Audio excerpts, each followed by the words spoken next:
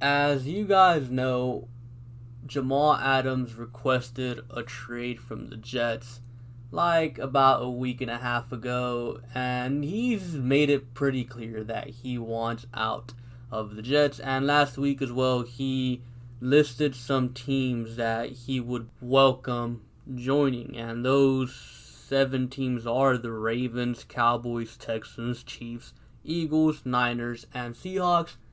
Later on, about like 4 days later, he did say that he'd be welcome to joining the Buccaneers as well, because his former head coach, Todd Bowles, is the defensive coordinator for the Buccaneers. So he'd definitely be welcome to playing there. Now, I'm personally counting the Jets as well, because if the Jets don't agree to a trade with another team, then he's going to be forced to stay on the Jets. Now, keep in mind, just because he has to stay on the Jets doesn't mean that he has to play for the Jets. And personally, I believe that if the Jets do not trade him, I think Jamal Adams is a player that will definitely sit out to get his way, because he definitely wants out of New York. And he says a big reason why is Adam Gase. He doesn't like him. And how many people actually like Adam Gase? Let's be real. But whatever, we're not here to talk about Adam Gase today. We're here to talk about what the best landing spot for Jamal Adams is out of the 8 teams that he listed. Now, we all know Jamal Adams. We all know he's a top 4 safety. I mean, the best safety in the NFL, I think it's an argument between 4 players: Derwin James, Jamal Adams, Eddie Jackson, or Minkah Fitzpatrick. If any of those 4 guys is your best safety, then that's fine, because I think it's really, really close. I think if Derwin James didn't get hurt, I feel like he'd probably be talked about more. But yeah, Derwin James is definitely a very, very good safety. Now, Jamal Adams definitely a top tier safety. A lot of people say, oh, well, he's just a box safety. No. Just because he was used in the box, just because he plays really well in the box, does not mean he's a box safety. Landon Collins, he's a box safety. Eric Reed, he's a box safety. Jamal Adams, he plays very well in the box. Don't get me wrong. He might actually be the best safety that plays in the box, but just because he plays very well in the box does not mean he's just a box safety. He's a do-it-all safety. And my good bud Views of Phoenix said this the other day on Twitter. Jamal Adams is who people think Tyrann Mathieu is. And that is 100% facts. 100% facts. People think Tyrann Mathieu is top 3 godly tier safety when he is not even top 10.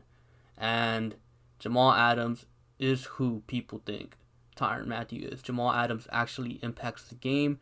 And I'm going to just say this right off the bat. I think Jamal Adams is probably worth a first round pick and like a third round pick, but from the next year. So you'd probably have to give up a first round pick in 2021 and like a third round pick in 2022 to land Jamal Adams. I think he's that caliber of a player. I think he's more established than Minkah Fitzpatrick was last year midseason when the Steelers traded for him. Therefore, I think he should be worth a little bit more, because Minkah Fitzpatrick wasn't exactly too good with the Dolphins, but you know, the Steelers still gave up a first round pick for him. So I do think Jamal Adams will also be worth that much. So yeah, a third round pick and a first round pick is what I think Jamal Adams is worth. Anyways, let's talk about these 9 teams, I guess, if you count the Jets. Now let's start off with the Jets. The Jets, they definitely have the cap space to keep them, and obviously you don't have to trade anything to keep them. But like I said, I think Jamal Adams will definitely sit out if the Jets do not trade him. So I don't think the Jets are an option for Jamal Adams. I don't think Jamal Adams will be on the Jets next season. And I think if the Jets do not trade him, then it's going to be a waste, because I feel like he might make his value go down. So trade him now when the interest is actually high and he's actually worth more. So trade him now. Don't be dumb. Now, the next team, let's talk about the Buccaneers. The Buccaneers, that's an interesting one, because they have a young secondary. They have 2 nice young corners they did draft. a safety as well, but they don't have cap space. They have approximately 5 mil in cap, and Jamal Adams getting 7 mil this year, followed by close to 10 mil the year after that. Then obviously you got to pay him after that. So cap space wise, I don't think the Buccaneers can kind of make a trade for him. I mean, they can create cap space by trading other players. Like I've heard some people say, what about Mike Evans or, Chris Godwin? Yeah, but if you trade Chris Godwin, I don't think he frees up much because he is on his rookie deal, and I'm too lazy to look up his actual contract. And I know Mike Evans has a big contract, but I don't think the Buccaneers would trade one of those two wide receivers because they'd be making their offense significantly weaker, and I don't think they're in a position to do that right now. So I don't think the Buccaneers are it. Next team, the Kansas City Chiefs. Another team Jamal Adams said he'd be interested in joining. Well, they don't have the cap space. They have 6 mil in cap. You got the Mahomes contract coming up soon. Not only that, Chris Jones as well. Are they going to pay him? Are they not? And the Chiefs foolishly paid Tyrann Mathieu 14 mil a year last offseason, so it wouldn't be smart for them to trade a first-round pick and some change for another safety that you're going to have to pay more than Tyrann Mathieu like in a couple years. So yeah, even though Tyrann Mathieu has 2 years left on his contract, I don't think it'd be wise for them to, have that much invested at the safety position. And they also have Juan Thornhill, who is going to be very nice in my opinion in the future. So for the Chiefs, it makes no sense. Next team, the Eagles. Now the Eagles have 25 million cap, so they definitely have enough money to bring in Jamal Adams. They have the picks to trade for Jamal Adams, and they happen to have a hole at the safety position, and their secondary was actually one of the weakest parts of their offense last offseason. Malcolm Jenkins, he went to New Orleans, so like I said, they have a hole in that secondary. So Philadelphia actually makes perfect sense because I don't think they have any huge contracts coming up either. I mean, they already paid Wentz. Their O-line's already paid for. Ertz was already paid. I mean, Fletcher Cox has like 3 years left on his deal still, and I don't think they have to pay anyone else on that team anytime soon. So, hey, the Eagles actually make sense. Now, the next team is the Texans. The Texans have around 21 mil in cap. Now, they have a young safety in Justin Reed who's very good, but opposite him, they don't really have anyone else. That secondary is young and should be good for the foreseeable future, but they have the cap space to make it work. But I feel like it would make things very tight, as like the Chiefs, they have to pay their young stud quarterback real soon. And they also have to pay Zach Cunningham, an up-and-coming linebacker, Justin Reed as well. Garyon Conley might also be someone they're going to want to pay soon. So, cap space-wise, they probably could make it work, but it's going to be a tight squeeze. Not only that, the Texans don't have a first or second round pick in 2021, so yeah, I don't think the Texans are a good option. I mean, it's better than the Chiefs, Buccaneers, or Jets, but I still don't think it's that good of an option. Okay, next team he said was the San Francisco 49ers. Now, with the Niners, they have 16 mil in cap. They do need some secondary help because last year, I mean, we saw in the Super Bowl, I mean, Richard Sherman got burnt by a bum like Sammy Watkins. So it would be nice to have a nice safety there for them. Their D-line is stacked. Their linebackers are good. So I do feel like they need more help in that secondary. And they have 16 mil in cap. They have their picks to trade for Jamal Adams. So, I mean, with the Niners, I don't think they have to pay anyone else anytime soon either, at least not off the top of my head that I can think of. I mean, Sherman's been paid for. They just paid Eric Armstead. D Ford's getting paid for. Jimmy G got paid for, even though he didn't deserve that contract, but yeah, he's been paid for. So, yeah, I think the Niners is also another team that could make sense, and their cap space would be squeezed a little bit because they do have 60 million cap, but hey, when you're trying to make a Super Bowl run, you have to squeeze that cap space. So I do think the Niners would be a decent fit. The next team, the Dallas Cowboys, they have 11 million cap. They have their picks.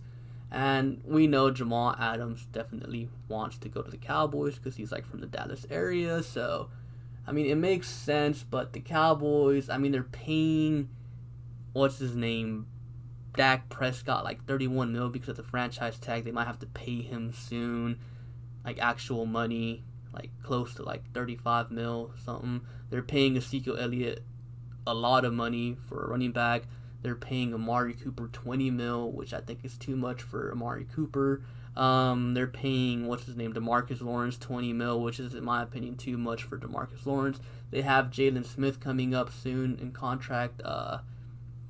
What's his name? I think Vander Esch, someone I have to worry about here pretty soon as well. So, I don't think the Cowboys can really make it work. And I don't think it makes sense for the Cowboys to trade for a safety like Jamal Adams when they have to pay all these other guys on their defense, especially Jalen Smith. I think Jalen Smith is very, very nice and kind of underrated in a way. And then you got the whole Dak Prescott situation. Doesn't make sense. If you're not going to pay Dak Prescott, you're going to have to use that first round pick on a quarterback. So I don't think it makes sense for the Cowboys to trade for Jamal Adams. Now the next team, the Seattle Seahawks. The Seahawks have 14 mil in cap, and they have their picks as well. I mean, safety-wise, they could use a safety. I know they traded for Quandre Diggs last year from the Lions. He ended up being quite nice for them. Pairing him with Jamal Adams would be so bad. But 14 mil in cap, getting Jamal Adams first-round pick, it'd kind of be squeezing it as well, but they can definitely do it. I think with Russell Wilson, you definitely have a chance at the Super Bowl every single year. So, hey, like I said with the Niners, if you're trying to make a Super Bowl run, adding a player like Jamal Adams to your team definitely helps. So, hey, maybe he can go to the Seahawks. And now the next and last team we got is the Ravens. The Ravens have 9 mil in cap. They have all their picks as well, but I don't think it makes sense for him to go to the Ravens because they paid Earl Thomas like 14 mil last offseason. So, again, kind of like the Chiefs situation, cap space wise. They can do it, but it's a tight squeeze. But, I mean, they're already paying Earl Thomas 14 mil, and then, add in a first and a third round pick for Jamal Adams. That's, in my opinion, investing too much at the safety position. And personally, I don't think safety is that important as opposed to pass rushers and corners or even linebackers. I think the safety is the last position you have to worry about on defense. That's just my personal opinion, but I mean, you could feel otherwise. Maybe you feel like it's the second most important. Maybe you feel like it's the third most important. So, yeah. Anyways, though, now you're probably noticing I didn't make any player trades or anything like that, because the thing with player trades is like you just don't know how teams value players. Like, for example, maybe the Jets think, I don't know, Mike Evans isn't good and he's probably worth a second round pick, so they only value Mike Evans as a second round pick. So like, you just don't know how these teams value these players, and player for player trades are usually kind of tricky, so I'd rather just not dive into that. But definitely, you can definitely make player trades. Like, for example, the Texans don't have picks. Maybe they throw in a Kenny Stills and, I don't know, something else for Jamal Adams. So, who knows? But I personally do not want to dive into player for player trades, so I just stuck to picks for player. I think that makes it more simple. Anyways, though, if I were to rank these teams in terms of likelihood of landing / keeping Jamal Adams, it would probably go like this. At number 9, I'd have the New York Jets. I don't think he's playing there next season, regardless if they trade him. So even if he's on the team, he won't be on the game day roster because he's sitting out. At number 8, I have the Chiefs. At 7, I have the Ravens. At 6, I have the Buccaneers.